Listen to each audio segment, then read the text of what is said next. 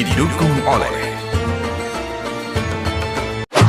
Ambil berkahnya bersama BSI Mitra Guna Berkah. Layanan pembiayaan untuk penuhi beragam kebutuhan. Penuhi kebutuhan lebih mudah, cepat, dan nyaman. Lebih tenang dengan angsuran tetap hingga lunas. Limit hingga 1,5 miliar rupiah. Dan tenor hingga 15 tahun. BSI Mitra Guna Berkah, solusi tepat beragam kebutuhan. Ambil berkahnya. Bank Syariah Indonesia.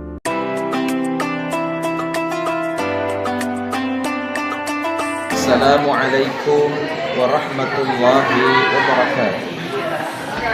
Bismillahi masyaallah, la yasukul khaira illallah. Bismillahi masyaallah, la yasrifu su'a illallah. Bismillahi masyaallah, ma kana min ni'matin faminallah. Bismillahi masyaallah, la hawla wa la quwwata illa billahil aliyyil azim. أشهد أن لا إله إلا الله وأشهد أن سيدنا ونبينا محمدا عبده ورسوله. اللهم صل وسلم على سيدنا محمد الفاتح لما أغلق والخاتم لما سبق ناصر الحق بالحق والهادي إلى صراطك المستقيم وعلى آله حق قدره ومقداره العظيم. قال الله تعالى في كتابه الكريم وهو أصدق القائلين: أعوذ بالله من الشيطان الرجيم بسم الله الرحمن الرحيم يا أيها الذين آمنوا كتب عليكم الصيام كما كتب على الذين من قبلكم لعلكم تتقون. قال نبينا محمد صلى الله عليه وسلم: من أراد أن يتكلم مع الله فليقرأ القرآن. Hadirin wal hadirat yang dimuliakan Allah Subhanahu wa taala. Pertama-tama marilah kita panjatkan rasa syukur kita kehadirat Allah Subhanahu wa taala yang telah memberikan kita semua berjuta-juta nikmat, berbiliar-biliar nikmat, terutama nikmat iman, nikmat Islam, serta nikmat sehat walafiat. Salawat beserta salam semoga tetap tercurah limpahkan kepada junjungan kita, Nabi yang kita cintai, Nabi yang kita sayangi, Nabi yang kita harapkan syafaat pertolongannya di yaumil akhirat nanti. Siapa lagi kalau bukan baginda tercinta, kekasih kita Rasulullah Muhammad sallallahu alaihi wasallam. Pada keluarganya, pada para sahabatnya, pada para tabi'in tabi'in, khusus untuk kita semua. Teruslah kita mohon kepada Allah, teruslah kita berdoa kepada Allah agar kelak di akhirat kita dapat berjumpa, kita dapat berkumpul, kita dapat duduk bersama di surganya Allah Subhanahu wa taala bersama kekasih kita tercinta Sayyidina Muhammad sallallahu alaihi wasallam. Amin. Amin ya Allah ya Rabbal alamin. Para hadirin wal hadirat yang dimuliakan Allah Subhanahu wa taala. Dalam kesempatan ini saya akan menyampaikan materi yang berjudul Al-Qur'an sebagai pedoman hidup. Hadirin wal hadirat yang dimuliakan Allah. Sebagaimana kita ketahui dari guru-guru kita bahwasanya ketika kita meninggal nanti, ketika kita wafat, masuk ke dalam kubur, maka kita akan ditanya oleh para malaikat, yaitu malaikat Munkar dan Nakir. Apa pertanyaan beliau? Yaitu man imamu. Man imamuka, siapa pemimpin? Jawaban kita yaitu Al-Qur'anu imam. Al-Qur'an adalah pemimpinku. Al-Qur'an adalah imam. Apa itu Al-Qur'an? Al-Qur'an adalah ma huwal Qur'an. Al-Qur'an adalah Al-Qur'an ma huwal Qur'an. Al-Qur'an huwal ladzi huwa kalamullahul ladzi arsala ila nabiyina Muhammad sallallahu alaihi wasallam biwasilati malaikat Jibril alaihi salam. Jadi Al-Qur'an itu adalah wahyu Allah Subhanahu wa taala. Firman Allah Subhanahu wa taala yang Allah berikan, yang Allah turunkan kepada kekasih kita tercinta Sayyidina Muhammad sallallahu alaihi wasallam. Melalui siapa? Melalui malaikat Jibril alaihi salam. Jadi perlu kita ketahui dan wajib kita pahami dan wajib kita renungkan, wajib kita pegang teguh. Apa itu Al-Quran? Kenapa kita harus memegang teguh Al-Quran? Karena Al-Quran adalah pedoman hidup kita. Apabila hidup kita ingin sempurna, apabila hidup kita ingin berkah, apabila hidup kita ingin bermakna, apabila hidup kita ingin diridai oleh Allah dan Rasul-Nya, maka kita harus jadikan Al-Quran ini sebagai pedoman hidup kita. Kita harus jadikan Al-Quran ini sebagai imam kita. Kita harus jadikan Al-Quran ini sebagai pemimpin kita. Di mana? Di akhirat. Karena di dalam Al-Quran itu terdapat beberapa macam hikmah, terdapat beberapa kisah-kisah para nabi dan rasul yang harus kita ikuti.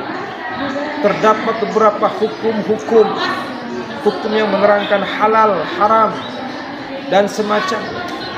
Oleh karena itu, kita sebagai umat baginda Nabi besar Muhammad SAW sudah selayaknya, wajib hukumnya kita berpedoman dan kita menjadikan Al-Quran sebagai pedoman hidup. Bisa kita bayangkan bagaimana kehidupan kita di akhirat kelak kalau kita di dunia ini jauh dari Al-Quran. Kita bisa bayangkan bagaimana ketika di padang mahsyar nanti, kalau kita hidup di dunia ini tidak sesuai dengan tuntunan Al-Quran. Al-Quran mengharamkan A, kemudian kita melakukannya, maka kita akan celaka di akhirat, akan diazab oleh Allah Subhanahu wa taala. Al-Quran menyuruh kita puasa, ternyata kita tidak puasa. Al-Quran menyuruh kita untuk salat 5 waktu, kemudian kita tidak melaksanakannya. Al-Quran menyuruh kita untuk mengeluarkan zakat, kita tidak mengeluarkannya. Bagaimana kehidupan kita di akhirat nanti? Al-Quran menyuruh kita untuk berbuat baik kepada kedua orang tua, sedangkan kita selalu menyakiti hati orang tua, tidak mau mematuhi perintah Al-Quran. Bagaimana nasib kita di akhirat? Al-Quran melarang kita untuk berzina. La taqrabuz zina, jangan kau dekati zina. Kemudian kita berzina, bagaimana kita di akhirat kelak? Al-Quran menyuruh kita untuk berbuat baik kepada seluruh umat Islam, berbuat baik kepada seluruh manusia, siapapun agamanya, apapun rasnya. Kemudian kita tidak melaksanakannya, bagaimana kehidupan kita di akhirat? Kita bisa bayangkan.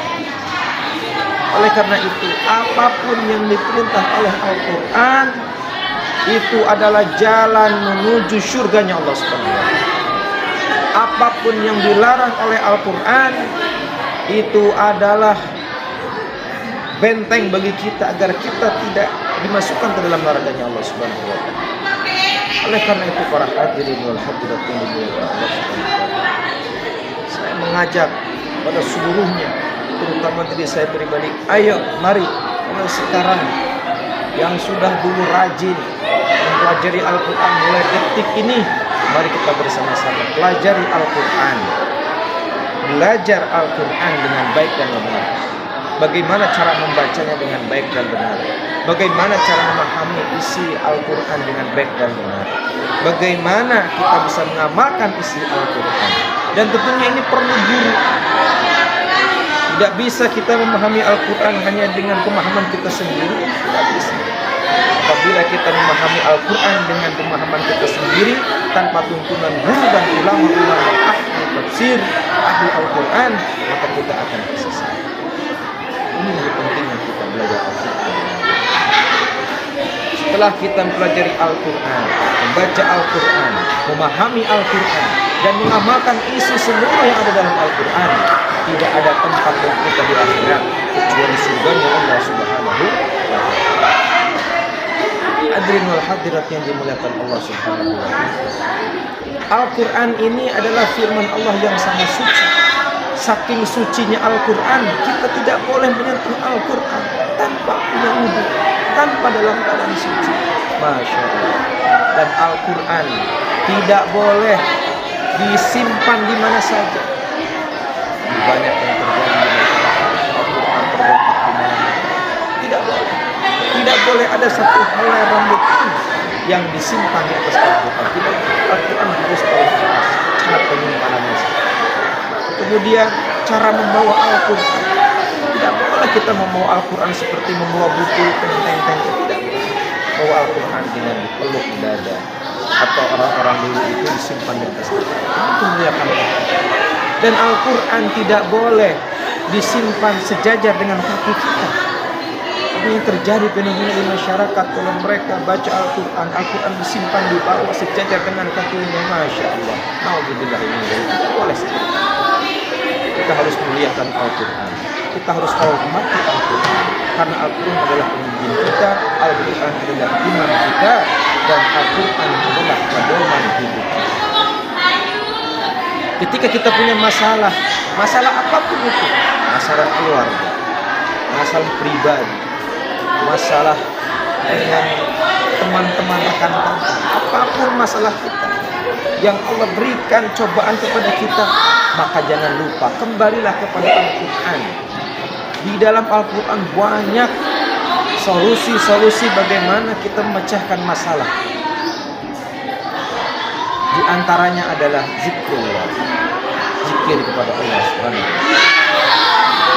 Fazkuruni azkurkum, kata Allah. Ingatlah engkau kepadaku, zikirlah engkau kepadaku, azkurkum, ingat kepadaku.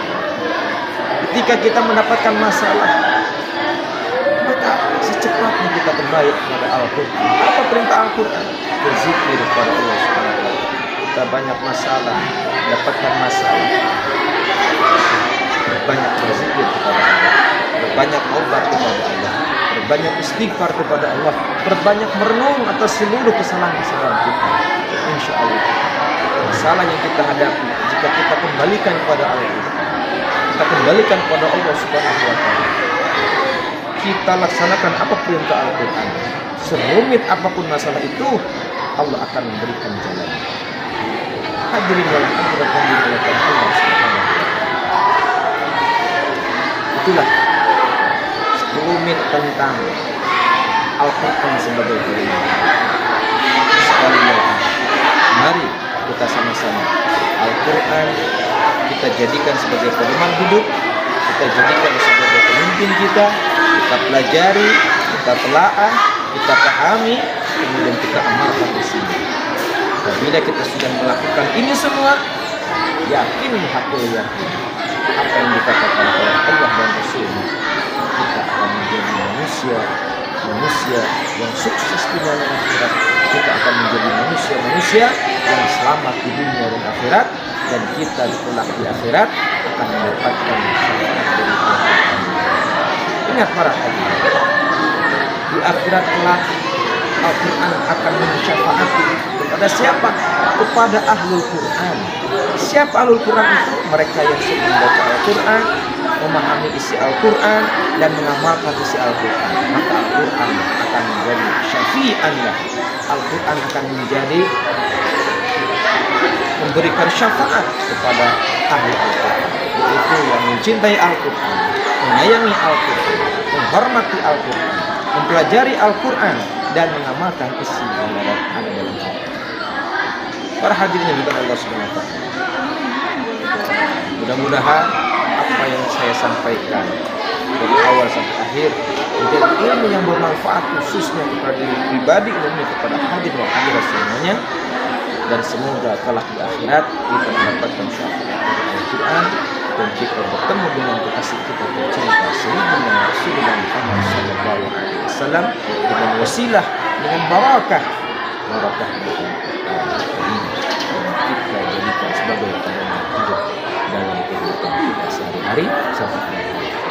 Baiknya dari Allah Subhanahu wa taala, kejelekannya dari saya pribadi sebagai manusia biasa, mohon dimaafkan bila banyak kesalahan. Wallahu wafiq ila aqwamit thariq. Ihdinas siratal mustaqim. Assalamualaikum warahmatullahi